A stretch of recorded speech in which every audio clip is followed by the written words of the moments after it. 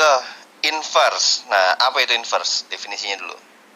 Jadi gini, jika suatu fungsi memetakan dari A ke B, maka fungsi inverse ya berarti kebalikannya, dia memetakan dari B ke A. Kalau kita gambar diagram panahnya, ini A, ini B. Kalau fungsi itu memetakan dari sini ke sini, berarti fungsi inverse adalah ya kebalikannya. Ini adalah fungsi inverse. Oke. Contoh, kalau kita punya fx sama dengan 2x plus 1. Ya.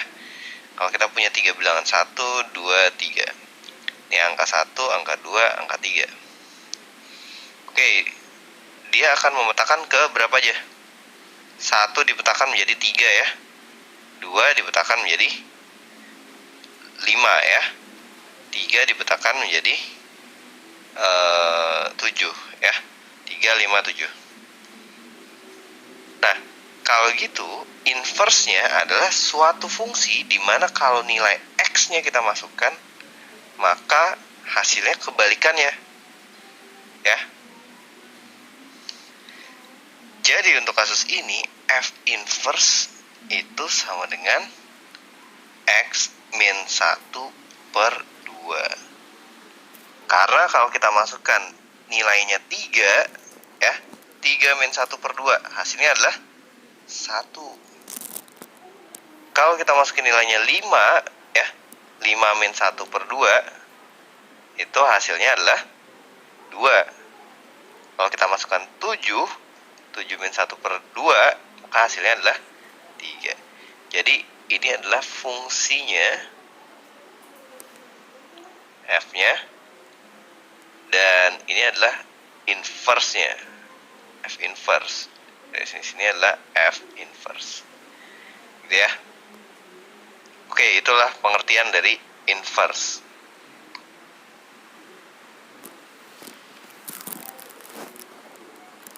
Nah, kita udah tahu bahwa inverse itu definisinya seperti tadi.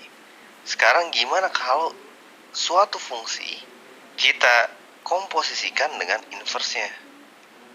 Ya.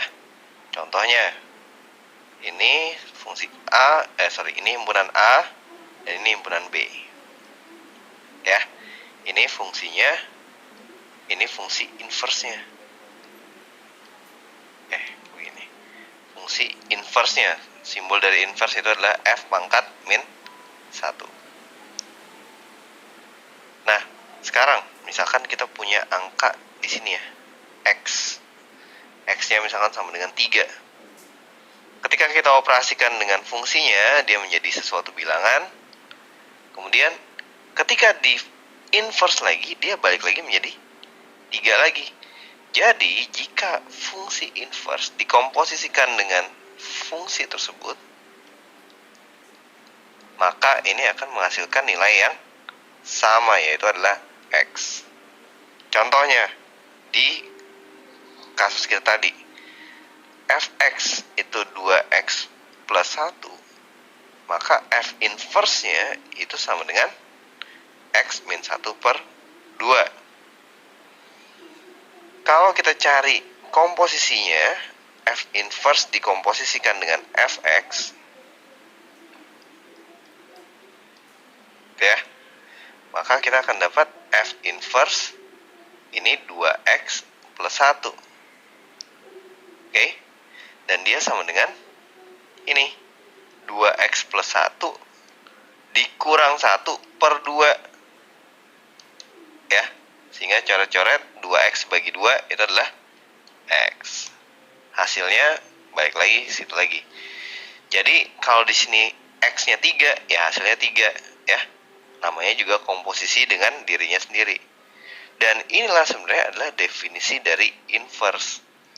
Jika dua fungsi dikomposisikan, f dikomposisikan dengan g, dan ini menghasilkan nilai x lagi, maka sudah pasti f itu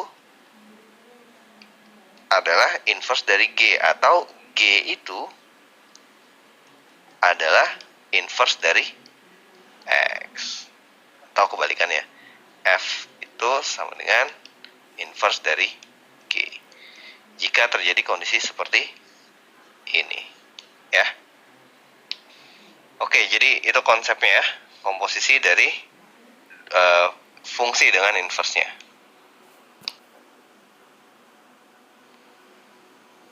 Oke, kita sekarang ambil contoh soal ya. Ada 2 contoh soal untuk fungsi inverse gini. Nah, simpel banget, diketahui fx sama dengan 2x plus 3, berapa inverse-nya? Oke, jadi yang pertama dulu ya, fx itu sama dengan 2x plus 3, yang ditanya itu adalah inverse dari x.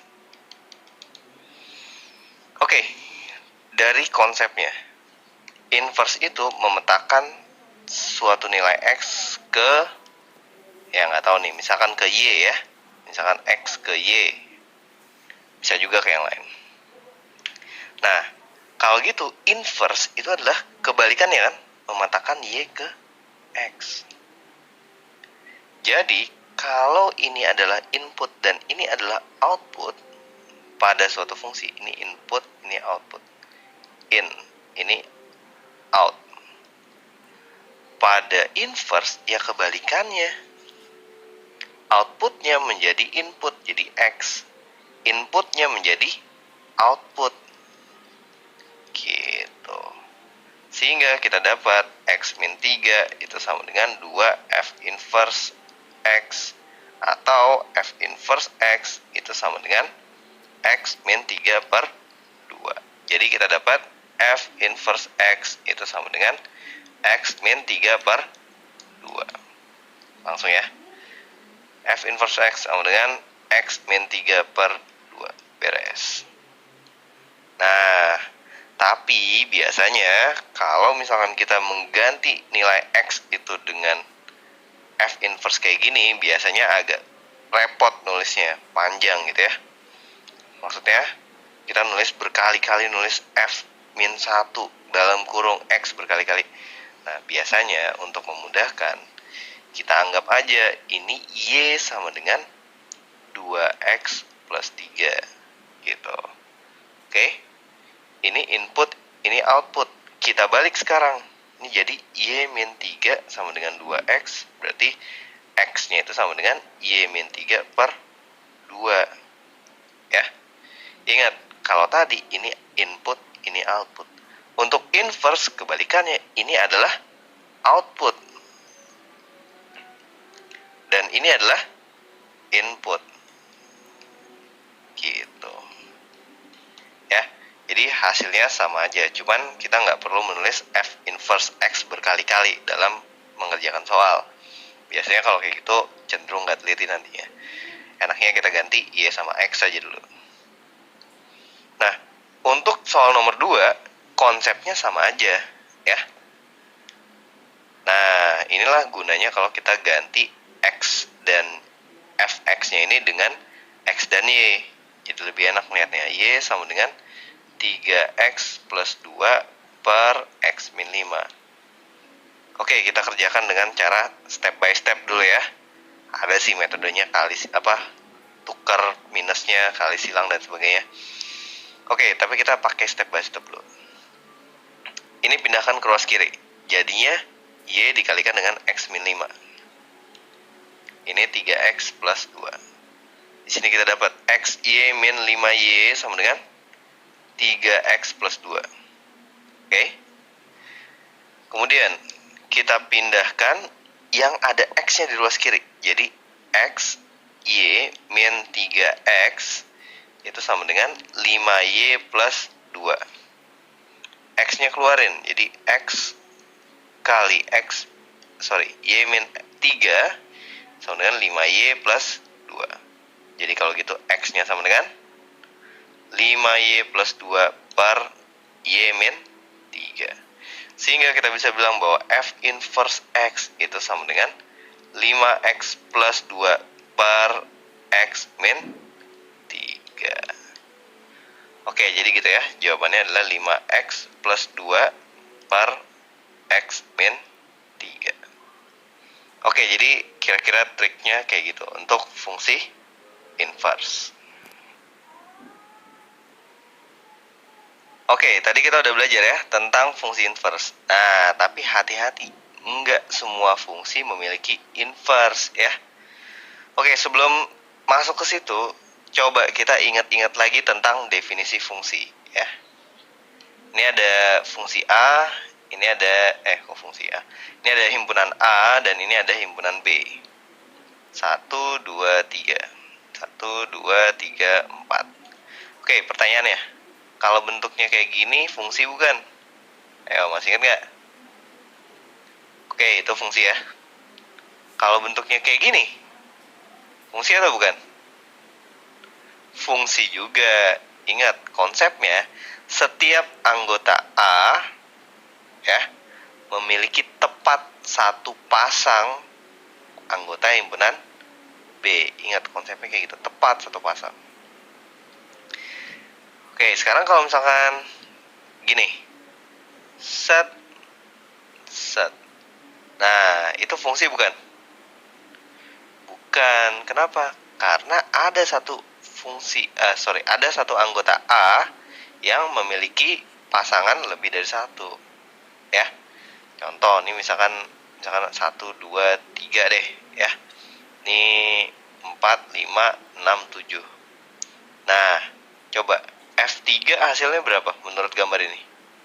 F3 bisa 6, F3 bisa 7. Ya, mana ada fungsi yang kayak gini? Nggak bisa ya. Oke, artinya suatu nilai fungsi itu harus jelas. Kalau F2 ya nilainya harus tepat 1. Misalkan F2 menghasilkan 5. Nah, itu baru namanya fungsi ya. Jadi kalau kayak gini bukan fungsi. Nah, sekarang coba bayangin. Kalau kita punya suatu fungsi yang kayak gitu. Ini 1, 2, 3 ya. Di sini misalkan apa ya? Oh, jangan 1, 2, 3 deh. Di sini berapa ya? Min 1, 1, 2. Oke. Kemudian ini menghasilkan 1, misalkan fungsinya X kuadrat. Ini menghasilkan 1 lagi. Ini menghasilkan berapa? 4 ya kalau kuadrat ya. Nah, ini himpunan A, ini himpunan B. Oke. Dari A ke B adalah fungsi bukan? Fungsi ya. Bisa dinyatakan sebagai fx sama dengan x kuadrat. Tapi pertanyaannya adalah, ada inverse-nya nggak sih fungsi ini? Kalau kita paksain inverse, maka kita akan mendapatkan sesuatu yang bukan fungsi. Ya. Mana ada fungsinya kayak gini? Kalau kita masuk ini dibalik ya, dari B ke A. Kita masukin nilainya 1. Nah, ini hasilnya berapa? Nggak jelas, bisa min 1, bisa 1. Nah, kalau kayak gini berarti fungsi ini tidak memiliki inverse. Oke. Fungsi-fungsi yang seperti ini biasanya harus kita batasin. Misalkan fx sama dengan x kuadrat ya. Dia bisa memiliki inverse, maksudnya bisa ya. Bisa aja punya inverse kalau dibatasi, misalkan x-nya hanya yang positif gitu. Sehingga kita dapat f inverse-nya itu adalah akar x ya, kalau dibatasin x-nya positif. Kalau dibatasin misalkan x-nya hanya yang negatif aja, nah berarti f inverse x-nya itu adalah yang hasilnya negatif. Oke. Jadi kalau misalkan di kasus tadi, kalau misalkan X-nya tidak dibatasi, fungsi ini, fungsi kuadrat seperti ini, dia tidak memiliki inverse. Karena inverse-nya itu tidak memenuhi definisi dari fungsi. Oke, yaudah. Jadi, itu aja konsepnya. Jadi, ada beberapa fungsi yang jelas tidak memiliki inverse. Oke, sekarang kita punya pertanyaan. Kalau kita punya suatu fungsi komposisi, kemudian dia kita inverse, nah ini sama dengan apa? Oke, coba kita gambar. Ini himpunan A, ini himpunan B, ini himpunan C. Oke, kalau A ke C itu adalah F komposisi G, berarti kalau gitu A ke B-nya itu adalah G atau F? G dulu ya. Ini baru F. Nah, dari sini ke sini itu adalah inverse dari G. Dan dari sini ke sini itu adalah inverse dari F. Oke, F komposisi G inverse itu dari mana ke mana? Ya jelas, dari sini ke sini. Ini namanya adalah F komposisi G inverse. Nah, nilai dia itu sama dengan berapa? Coba kita lihat nih prosesnya. F dulu, baru G ya. Berarti ini besarnya sama dengan G, di dalamnya ada F inverse. Ya, karena yang diproses itu adalah F duluan. Berarti dia sama aja dengan G inverse dikomposisikan dengan F inverse. Gitu. Oke, nah kita rapiin deh. Nulisnya gini. F komposisi G inverse itu sama dengan apa? Sama dengan dibalik. G inverse komposisi dengan F inverse. Gini. Dan sama juga G dikomposisikan dengan F inverse, ini akan sama dengan F inverse dikomposisikan dengan G inverse X, ya. Jadi bentuknya